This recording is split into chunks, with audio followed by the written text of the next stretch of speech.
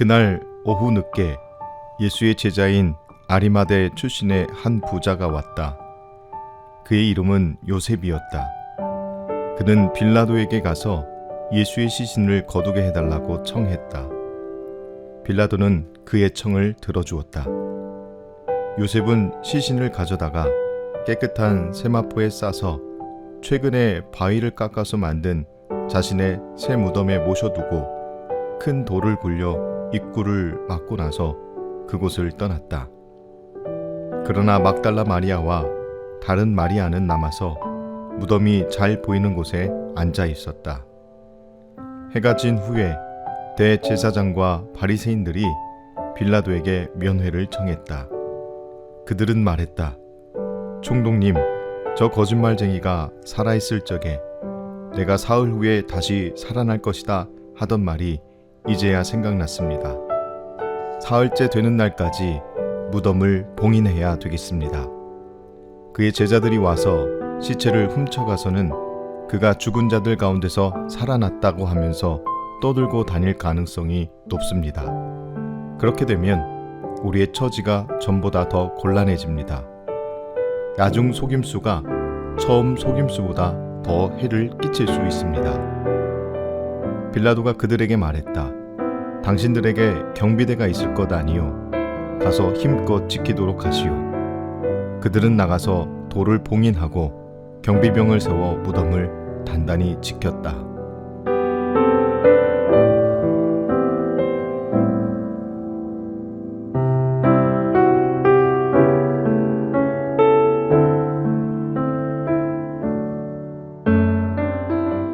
어렸을 적 성경을 읽어가며 가장 이해 안 됐던 내용이 예수께서 죽으신 후의 일입니다.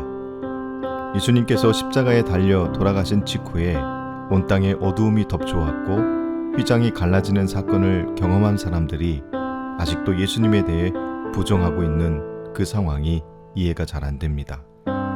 그런데 금방 이해가 됐습니다. 우리의 모습이 그들의 모습이라고 인정할 수밖에 없기 때문입니다. 예수님을 십자가에 처형한 주모자들은 매우 바빴을 것입니다. 혹시 진짜로 부활하면 어쩌나? 시신을 누가 훔쳐가 놓고 부활했다고 하고 다니면 어쩌나 하는 생각들과 걱정, 두려움 같은 것들이 그들로 하여금 무엇인가는 하게끔 만들었습니다. 예수님이 십자가에서 죽으신 후에도 여전히 제자들은 예수님의 곁을 지키지 않았습니다. 모두 떠나간 후 오히려 아리마대 요셉은 자신의 신앙을 보였습니다. 빌라도를 찾아가 십자가형을 당한 사람의 시체를 달라고 요구합니다. 당시 십자가형을 당한 사람의 시체는 썩을 때까지 아무도 건드릴 수가 없었습니다. 요셉의 요구는 자신이 가지고 있던 모든 것을 잃을 수도 있었던 위험한 요구였습니다. 그러나 요셉은 빌라도의 허락을 받아 예수님을 위해 정성스럽게 장사 지냈습니다. 예수님의 죽음과 무덤에 장사되는 모든 과정을 함께한 사람들은 갈릴리에서부터 따라온 여인들이었습니다. 막달라 마리아, 야고보와 요셉의 어머니 마리아가 있었습니다. 여인들의 섬김은 늘 변함이 없었습니다. 제자들은 예수님을 버리고 사라졌지만 여인들은 끝까지 예수님을 버리지 않았습니다.